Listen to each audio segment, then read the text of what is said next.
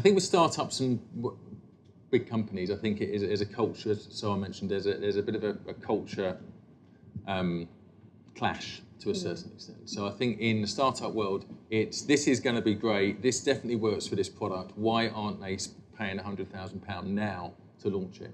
And it comes down to this expectations, patience, which was mentioned earlier. So I think there's two different cultures. I think they actually want the same thing, but I do think that startups have to be more patient and be more realistic and have their eggs in many baskets. And I also think that big companies need to realise that you can do a lot of things much quicker, be much more agile, and actually make a difference a lot faster rather than having everything to be signed off by committee, which I think you need for multi-million-pound launches. I'm not saying they should just be launched overnight, but you can do both. You can have the best of both worlds. So I don't know if the cultures will ever be the same, but more big companies I go into now are starting to adopt this startup view, entrepreneurs, whatever we want to call it, where they realise that agility is important, speed is important, they want to get ahead of the market, and they need external expertise and a different view, startups, etc., to come in and help them do that. It can't be done always just from within. Cormac, you're leading a large organisation. What are your thoughts on culture? Actually, it was one of the questions I was going to ask Sarah when she was presenting, but I thought number one rule, if you haven't been on stage yet, don't start throwing questions around.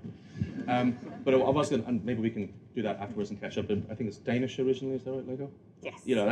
I'm interested to know what that background history of culture is now that it's a huge global brand. Everyone thinks a Finnish company. We are by name, we are by history. I like to have an interesting rib with our board because this year, 2 years ago, Nokia was 150 years old. This year, Finland's 100 years old. So somewhere in the background where we started, the country of our nationality didn't exist. Does that make us a Russian company? That kind of conversation goes the wrong way from there when we have that conversation. So we're a Finnish company. But it has been through many, many, many iterations, as all global businesses have, by the nature of the globalization of the business and the world that we have around us today. One of our challenges, believe it or not, internally, we're actually working on this year, is how do we retain and demonstrate our Finnishness? Because Finnishness carries a certain set of criteria, not brand per se, but culture and DNA, or at least appears to. But it's a very difficult thing to put into words or specifics. So it's how do you work with things like the Finnish embassy on the centenary of Finland, and then say, okay, well, how do we demonstrate that as an organization? How do we do it? But then you also have to temper that with, but we're not a one-country organization. We're 100,000 people based pretty much all over the world. And in fact, we're very proud of the fact that we market ourselves to new employees as we're a passport-less organization. In fact, it's one of the terms we use when dealing with the British government now on the Brexit conversations, which is as a passport-less organization, something here is starting to happen that interferes with our DNA in the organization.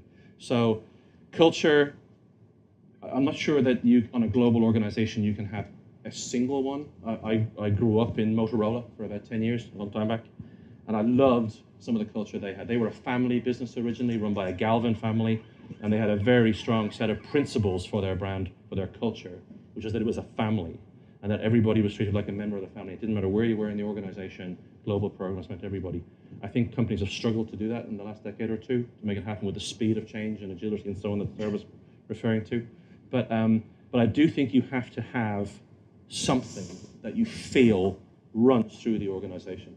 And if you can bring that through in your launches and your brand positioning, I think you'll add a huge amount of strength to that brand.